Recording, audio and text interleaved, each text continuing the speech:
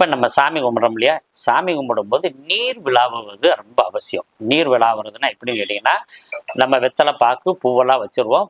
அந்த பூவை சாமிக்கு போட்டுருவோம். பழங்களை வந்து அதை ஓப்பன் பண்ணணும்.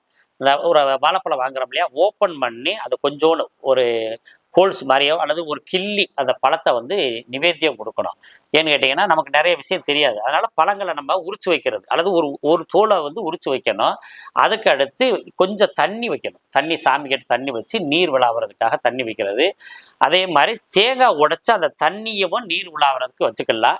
அதை வந்து சாமியெல்லாம் கும்பிட்டுட்டு சூடம் சாம்பிராணிலாம் காட்டிட்டு அதுக்கு பின்னாடி நம்ம என்ன பண்ணலாம்னா அதை வந்து தீர்த்தமாகவும் கொடுக்கலாம். தீர்த்தமாக கொடுத்துட்டு அந்த தண்ணி மிச்ச தண்ணி என்ன செய்யறது அப்படின்னு பார்த்தீங்கன்னா, யாரும் கால் படாத இடத்துல கொண்டு போய் அந்த தீர்த்தத்தை ஊற்றணும். இல்லைங்க, அப்படி இல்லைன்னா வீட்டுக்கு மேலே ஊற்றலாம். இப்போ மொட்டை மாடியில் நம்ம நடக்கிற பழக்கம் இருக்குது. முதல்லாம் கூரையில் ஊற்றுவாங்க. கூரையில் யாரும் ஏறி நடக்க மாட்டாங்க, ஓட்டு வீட்டில் ஏறி நடக்க மாட்டாங்கன்றக்காட்டி முதல்ல அந்த தீர்த்தத்தை அப்படி ஊற்றுற பழக்கம் இருந்துச்சு.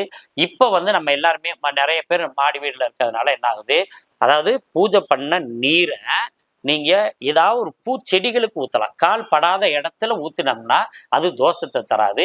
அது போக நம்ம எப்போதுமே இறைவனோட இதில் வந்து நீர் வைக்கிற பழக்கம் நிறைய பேர் வீட்டில் இருக்கும். அதாவது எப்படி நம்ம தூங்க போகும்போது நமக்கு ஒரு செம்பில் தண்ணி எடுத்து வச்சுக்கிறோமோ அது மாதிரி சாமி செல்ஃப்லையும் நீர் வைக்கிற பழக்கம் நிறைய பேருக்கு உண்டு. அதை செய்யலாம். அதே மாதிரி சிலைகள் மாதிரி வச்சு கும்பிட்றவங்க எப்போதுமே நிவேத்தியம் கொடுக்கறது நல்லது.